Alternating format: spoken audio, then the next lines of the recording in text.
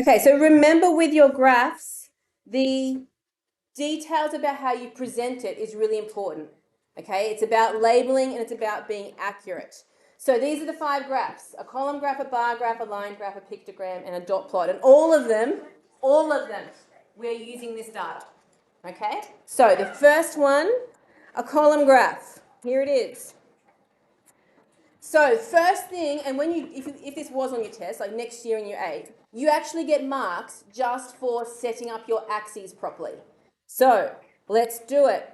For the horizontal axis, the bottom one, draw a line across the bottom axis. So I'm just trying to line my ruler up.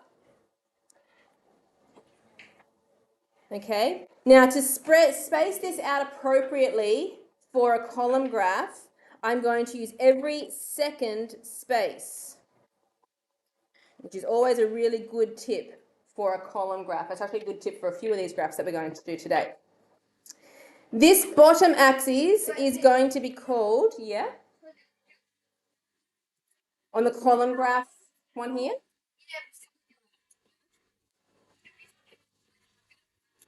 No, we're doing on the first one, the column graph. Oh, so B2, start there. So summer roll was 1 and cherry ripe is 4. Okay, so on the bottom axis is going to be labelled the chocolate type. Then you need to write down next to these little lines that I've drawn here each of the types that we had. So I'm going to write down the page so it fits nicely. We're going to write crunchy. Then our second one was the summer roll. Our third one was the cherry ripe. Good tip is to do graphs in pencil because then you can easily erase it. And then the dairy milk.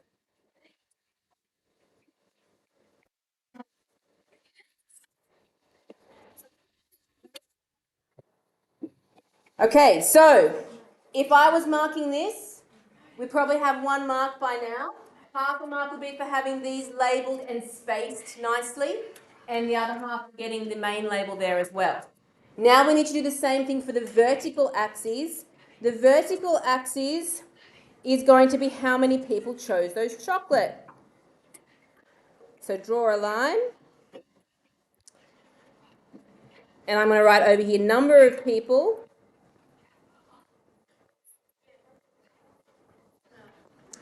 And we had, our biggest number was 11. So we have enough room there to go up by ones. Kaden, are you okay? Because it's the right thing to do.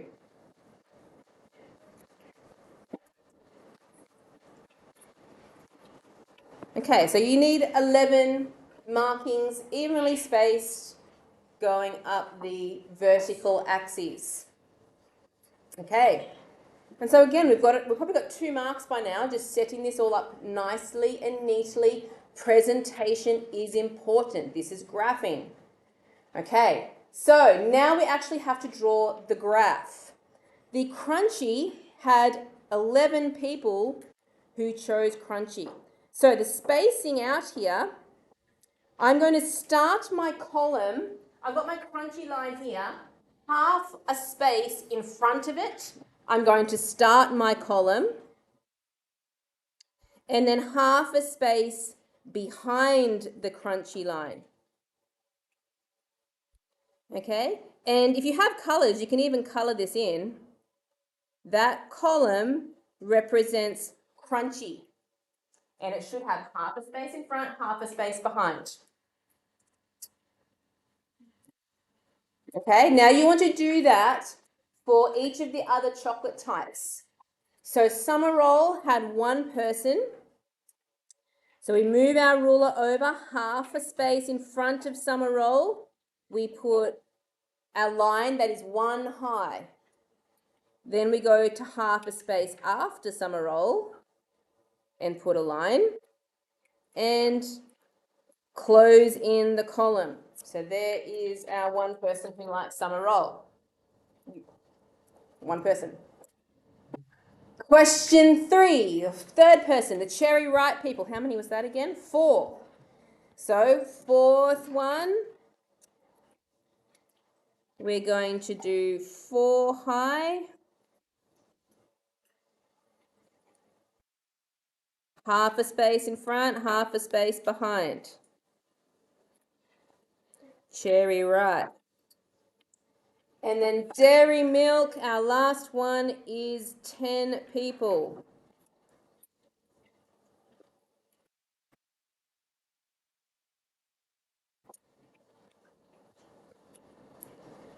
So if you don't have a ruler today, please make sure that you bring one tomorrow. It's going to do lots of graphs.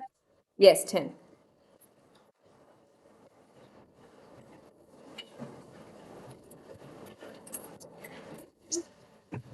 And this is what we call a column graph. So you've got the columns, which is why they're called column graphs. The spaces in between those columns are a key feature of a column graph.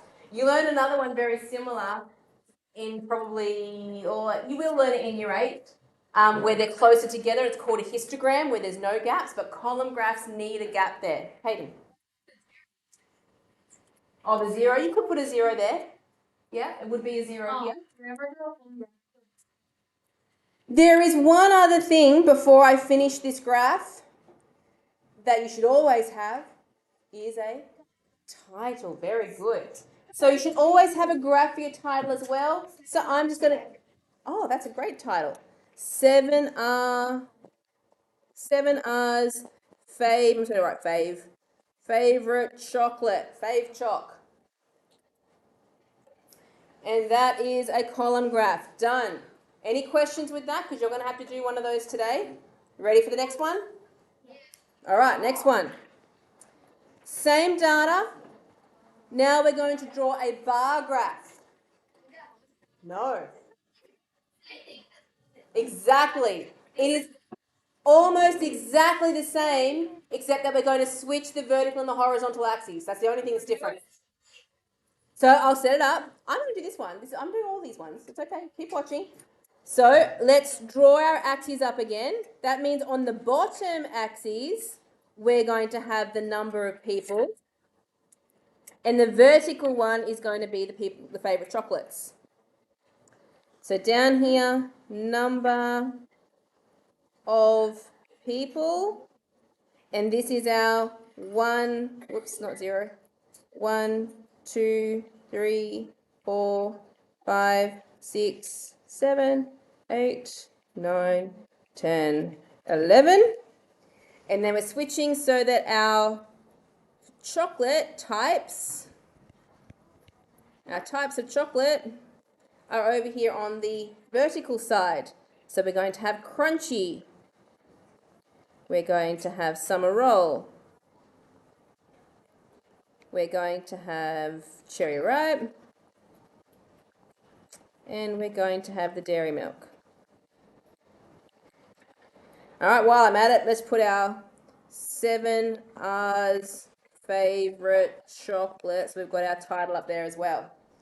And now the bars are just going horizontally. So our crunchy people, there were 11. So we get our ruler, and because we've got those double spaces there, it makes it really nice and easy. Half a space below the crunchy, we go out to the 11. And then half a space above the crunchy, we go out to the 11.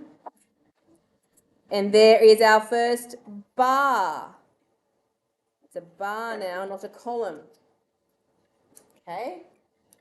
Summer roll, 1 person. So half a space below, half a space above. Cherry ripe was, oh, I keep forgetting cherry ripe. Was it 4? 4 people who like cherry ripe?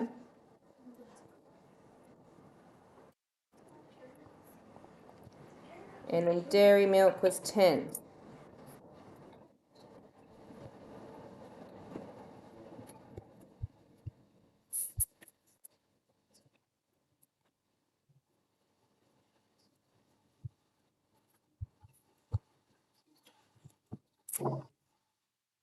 All right. Any dramas with that one?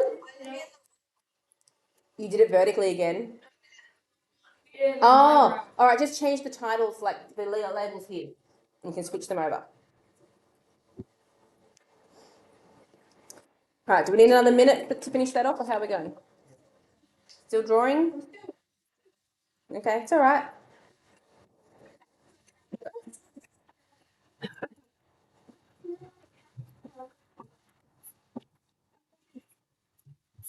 Bit over 20 minutes. We're okay. 25 minutes.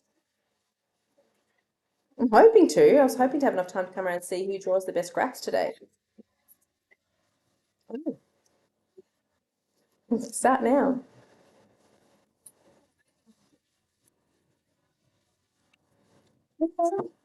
Well, we'll remember for tomorrow because we're going to do another one tomorrow.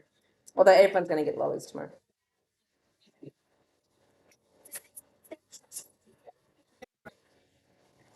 All right. You missed the beginning of the lesson. We went through this already.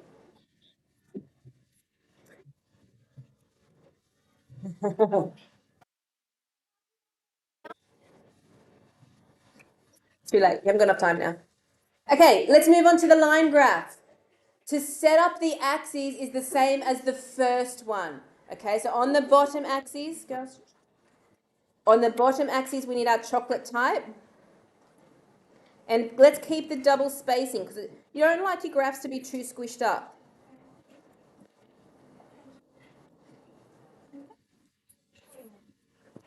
Yeah, totally does. I can't draw anywhere else except for right beside the ruler when the ruler's up there.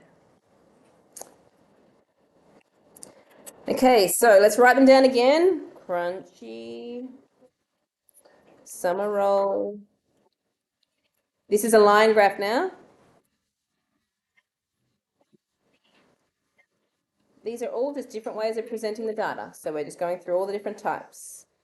And dairy milk.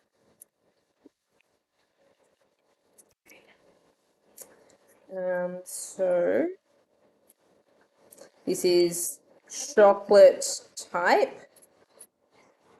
And in the vertical axes, we're going up by ones.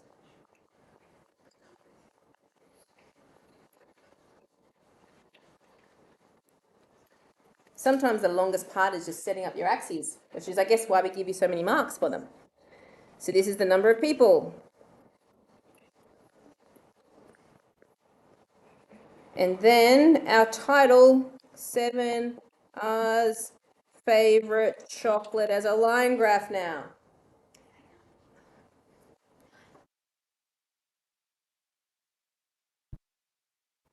Okay, to do a line graph, this is even easier than the column graph because all you need to draw is dots for each one. The crunchy, there was 11 people. So above crunchy, we put a dot up at the 11 because 11 people like crunchy. Summer roll, 1 person, so dot at 1. Cherry ripe, 4. And dairy milk, 10. Then all you do is do a dot to dot between those dots that are there, connecting it up with straight lines in between each dot. Careful not to miss any.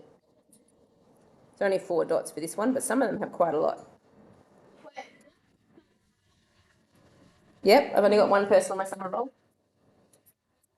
No. There was more people who said they liked it, but it wasn't their favourite. I was misled a little bit. It's kind of it's got covered in coconut chocolate, and I think it has nuts and stuff inside. I don't know if I've ever actually eaten one.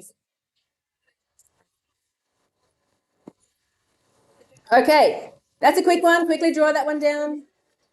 Quick, quick. 2 more. We've done 3 out of the 5.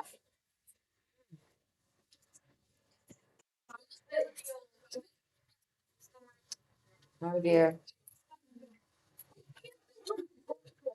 Yeah, we'll find it.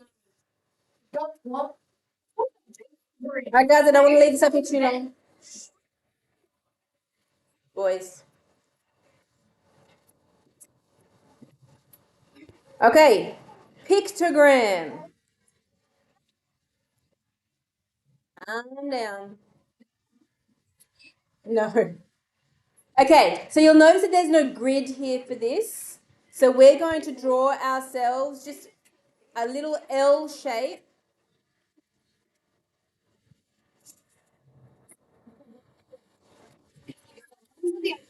In a minute. Come and do this one. I'll go back later if we need to, but just start here. Do this one for now so you don't get behind with this one.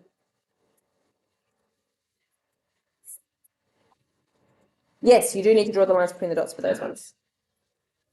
Nothing. Just start at the first dot.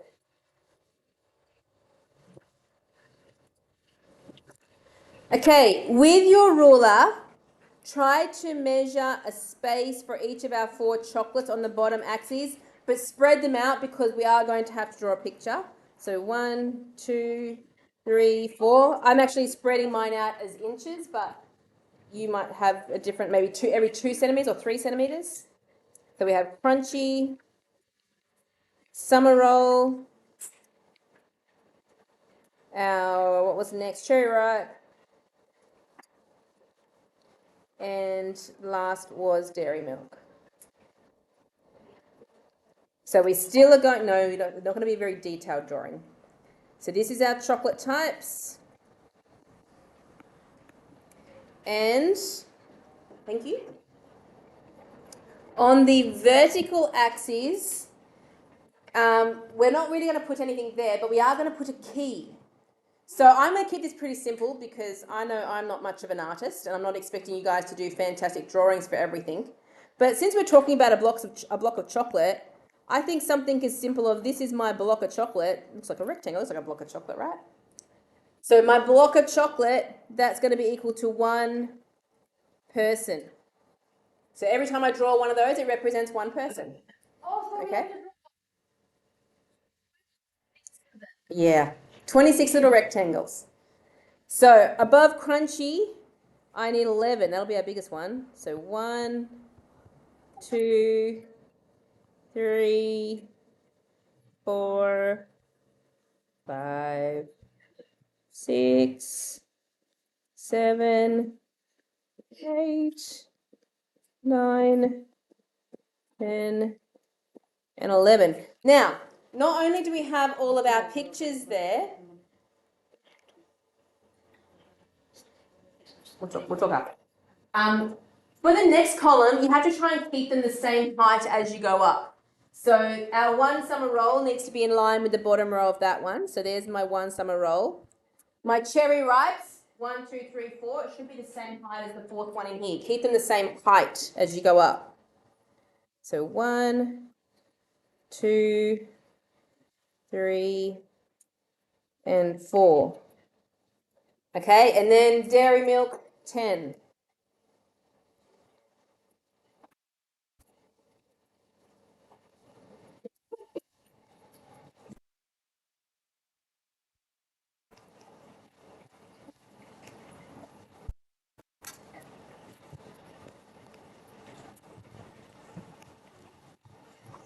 Okay. Oh, I think mine's that line. Oh, mine might be a bit short. 1, 2, 3, 4, 5, 6, 7, 8, 9, 10. Oh, mine didn't quite line up very beautifully. Hopefully yours a bit more even. A line. As long as you've done a key for it, then yeah, I guess so.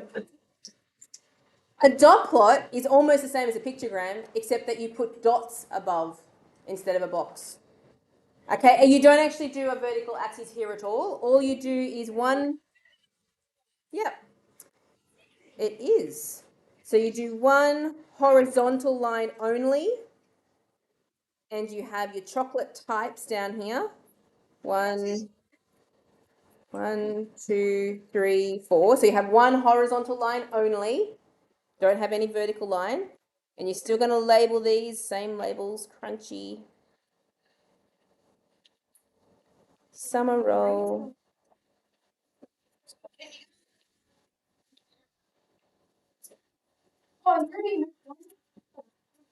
What's wrong? Yeah, yeah, just dots. It's okay. If you're still catching up, that's fine, as long as you know how to do them. And now again, when you draw these dots, let's try and be a bit more accurate because mine was a little bit out in that pictogram, girls.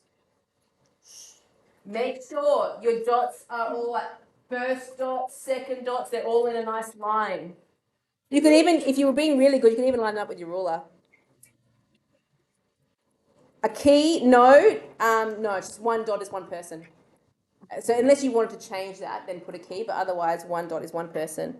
So 1, 2, 3, 4, 5, 6, 7.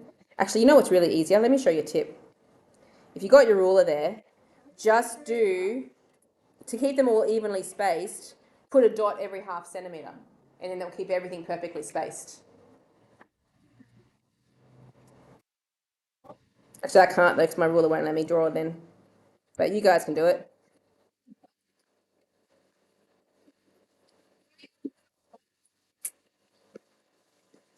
Okay, so there's my 11 crunchies, 1 summer roll, 4 cherry ripes,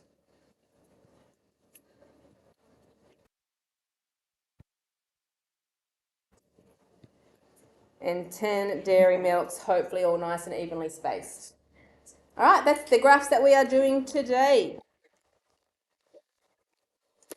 So your stuff to do is in your workbook, and you're doing pages 2 to 4.